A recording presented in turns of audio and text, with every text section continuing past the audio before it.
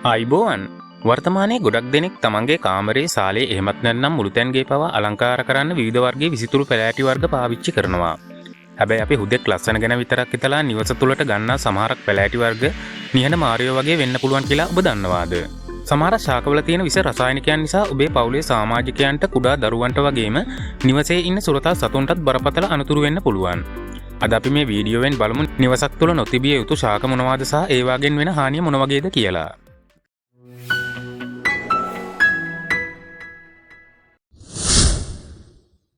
අපි මුලින්ම කතා කරන්නේ බොහෝ දෙනෙක් නිවෙස්වල වගා කරන ඩම්කේන් ගැන. මේකේ පත්‍රවල තියෙන ලස්සන නිසාම ඕනෑම කෙනෙක් මේකට ආකර්ෂණය වෙනවා. හැබැයි මේ ශාකයේ පත්‍ර සහ කඳ පුරාම කැල්සියම් ඔක්සලේට් ස්පටික පිරීලයි තියෙන්නේ.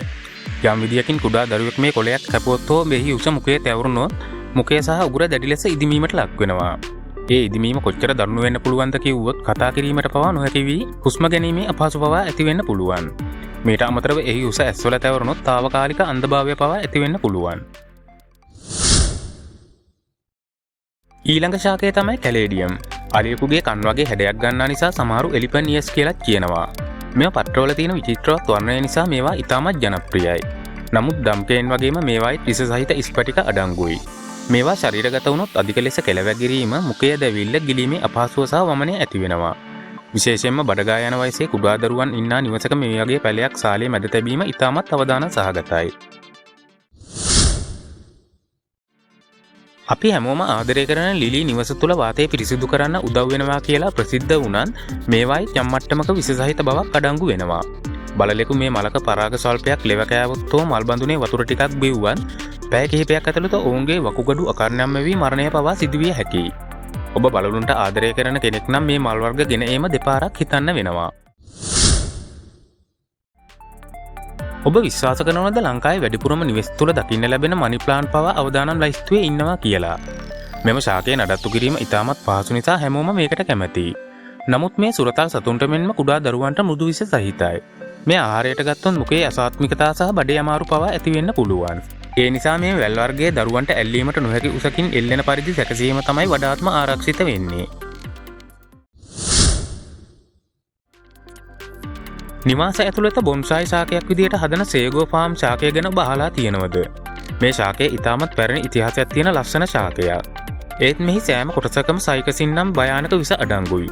විශේෂයෙන්ම මෙහි ඇට වඩාත් විස සහිතයි. සුරතල් සතුන් මේවා අනුභව කළොත් අක්මාව අකර්ණම් වෙවි මරණය පවා සිදුවීමට ඉහළ සම්භාවිතාවක් තියෙනවා. විද්‍යාත්මක පැත්තෙන් වගේම අපේ දේශීය වාස්තු විද්‍යාව සහ සම්ප්‍රදායන් තුලත් නිවස තුල නොතැබිය යුතු ශාක ගැන සඳහන් වෙනවා. කැක්ටස් වැනි විශාල කටු සහිත පැලෑටි නිවස තුල තැබීමෙන් ඍණ ශක්තිය වැඩි වෙන බවත්, එමගින් පවුලේ සමාජිකයන් අතර ආරවුල් ඇති වෙන බවත් මතයක් පවතිනවා. කොළයක් ඇඩුව විට කිරිවැහෙන ඇතැම් ශාක නිවස ඇතුලේ වගා කිරීමෙන් නිවසේ සාමය සහ ධනවාසනාව පිරිහෙන බව පැරැන්නන් විශ්වාස කරනවා. ඕනෑම හොඳ පැලෑටියක් වුණත් එය නිවස ඇතුලේ මැරිලා හෝ වේලිලා යනවා නම් එය වහාම ඉවත් කරන්න. මියගිය ශාක නිවසට අසුබ බවත් මානසික අවපීඩනය ඇති කරන බවත් වාස්තු විද්‍යානුකූලව මතයක් පවතිනවා. ඉතින් මේ හැමදේම අහගෙන හිටියට ඔබට හිතෙන්නට පුළුවන් ගෙදර පැල හදන එක භයානකයි කියලා. ඇත්තටම එහෙම නැහැ. අපිට පුළුවන් නිවැරදි ආරක්ෂිත පියවරවල් අනුගමනය කරන්න. නිවසේ පැලෑටි කප්පාදු කරන විට හෝ කොළ පිස දාන විට අත්වැසුම් පාවිච්චි කරන්න. ඒ වගේම ඕනෑම පැලෑටියක් මිලදී ගැනීමට පෙර එහි විද්‍යාත්මක නම Google කර එහි විස සහිත බව පරීක්ෂා කරන්න. විස සහිතයයි සැක කරන පැල වර්ග කුඩා දරුවන්ට සහ සුරතල් සතුන්ගේ අත නොපෙනෙන ස්ථානවල තබන්න.